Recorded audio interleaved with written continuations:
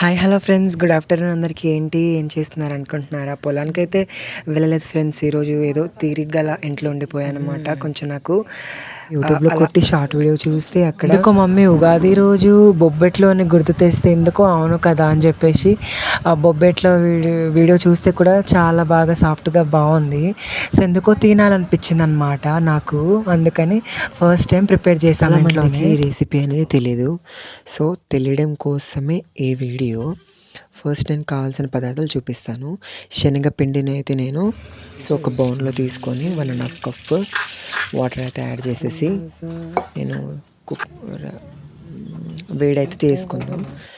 బాగా ఉడకనిద్దాం. ఉడికితే మనకి ఎంత ఉడికితే అంత మంచిదన్నమాట. సో ఓకేనా, ఇలా ఉడికినాక ప్రాసెస్లోకి మనం ఇంకా స్టార్ట్ చేసేద్దామా, అదే వెళ్ళిపోదామా అంటున్నా. ఏ విధంగా కుక్ అవ్వాలన్నమాట. చూసారు కదా ఇక్కడ ఎంత బాగా కుక్ అయ్యాయో.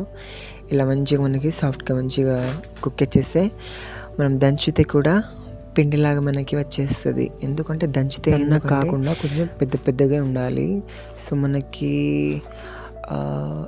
ఈ విధంగా చూస్తున్నారు కదా, నేనైతే రోల్లో దంచుకుంటున్నాను. ఎందుకంటే మిక్సీ పడితే మరి సన్నగా వచ్చింది కదా, అందుకని రోల్లో దంచుకుంటున్నా.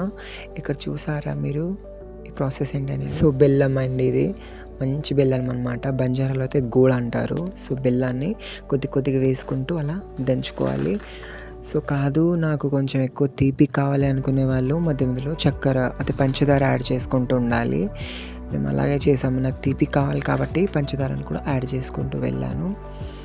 సో దానికోసం అయితే పూర్ణంలో మంచి స్మెల్ గుమగుమ రావాలంటే ఇప్పుడు మనం సోంపు వేయించుకుందాం. అదే కొద్దిగా కాల్చుకొని దాన్ని సోంపుని బాగా మనం అదే మిక్స్ అయితే అసలు పట్టద్దు ఏదైనా.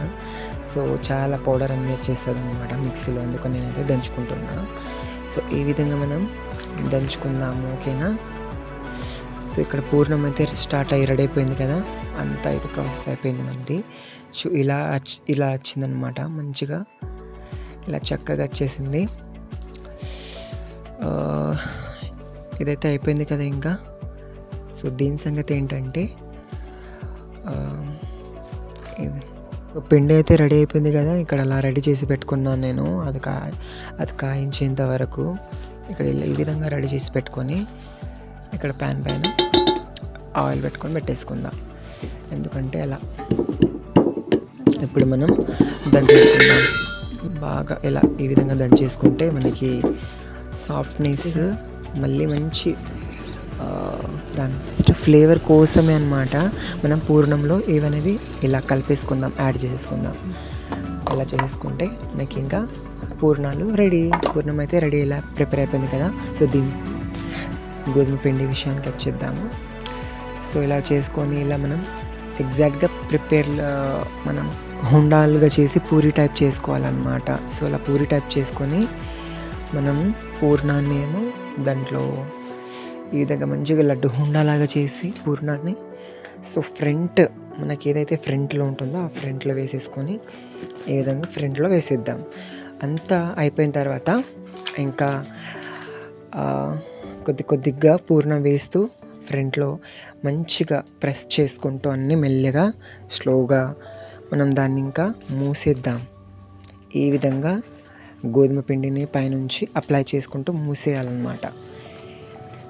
సో ఇంకెందుకు ఆలస్యం, ఇంకా మూసేసినాక అయితే మనం చపాతీలాగా దాన్ని ప్రెస్ చేసుకుంటూ ఈ విధంగా వెళ్ళాలి. ఇంకా చూడండి ఎలా ఉంటుంది, చాలా ఈజీ. ఒక బ్రదర్ అయితే కామెంట్ పెట్టాడు అనమాట. ఏంటంటే